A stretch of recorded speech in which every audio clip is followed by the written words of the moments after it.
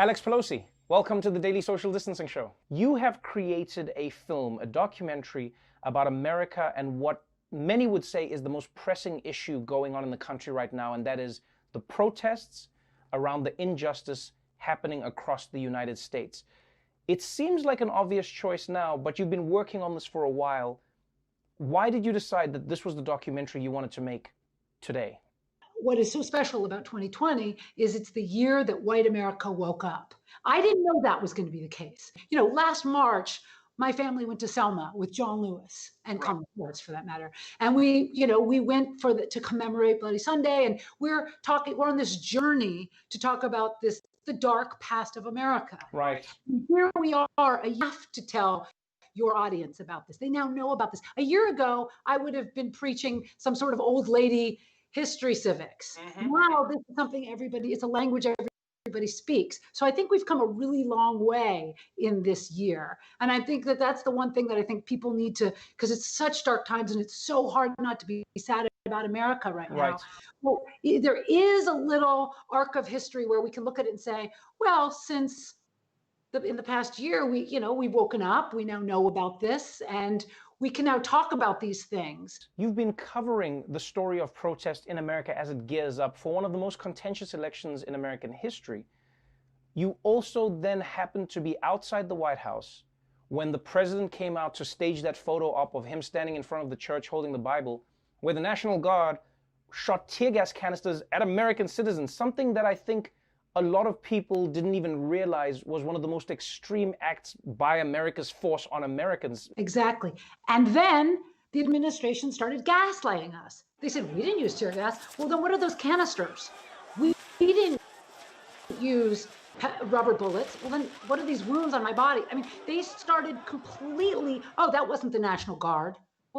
I saw the National Guard with my own two eyes. So they started telling people that were there what they saw wasn't what they saw. And that's the scary part. Let's talk about the title of the documentary. It's an interesting title, American Selfie, One Nation Shoots Itself.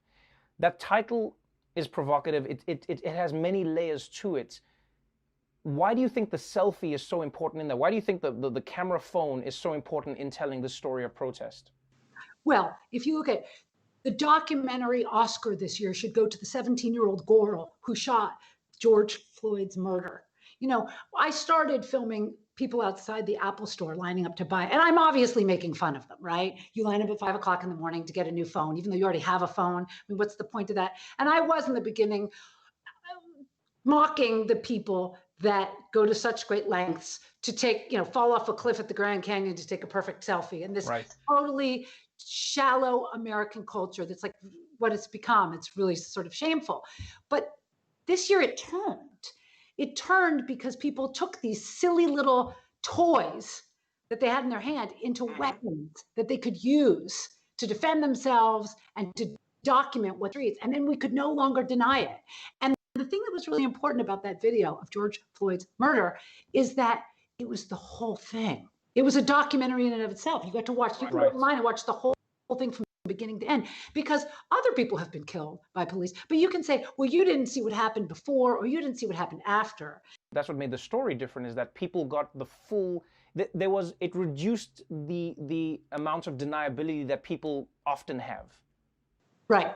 And that's a really important turning point in the course of human history that we are now. I'm still torn about the whole thing also, though, because social media is doing so much I think it's completely undermining our democracy. And so the conversation has gone to such low points. And everybody's gone so tribal and into their own bubbles, and everybody there's all this hate speech, and it's like back to how our administration is gaslighting us. If you watch our president, he'll say, "Oh, it's all Antifa," out at the protest, and you want to say, "I saw families, I saw college kids, I saw children I saw pets." There were millions of Americans out there protesting. It wasn't just a few. Yes, there were a few bad apples, like there are in every. Right?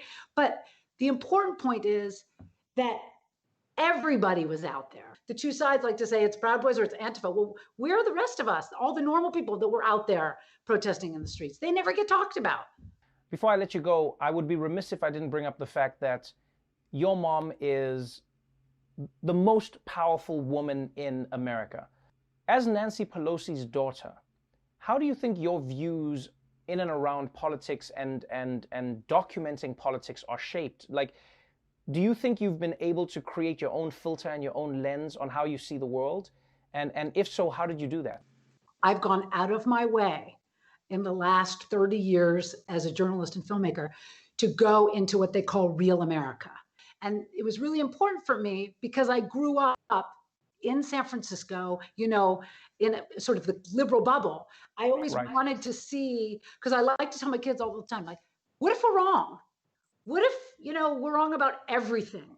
If you leave New York City, people will tell you you're wrong about everything. And I like to be Right. reminded of that all the time so that I don't lose my mind. The only way I can stay sane is by talking to people who aren't like me, that don't believe anything that I believe in, and just trying to give them the benefit of the doubt. I think that, you know, there are more purple people out there than we're led to believe by cable news, because cable news is in the business of just making us hate each other. Social media is in the business of making us hate each other.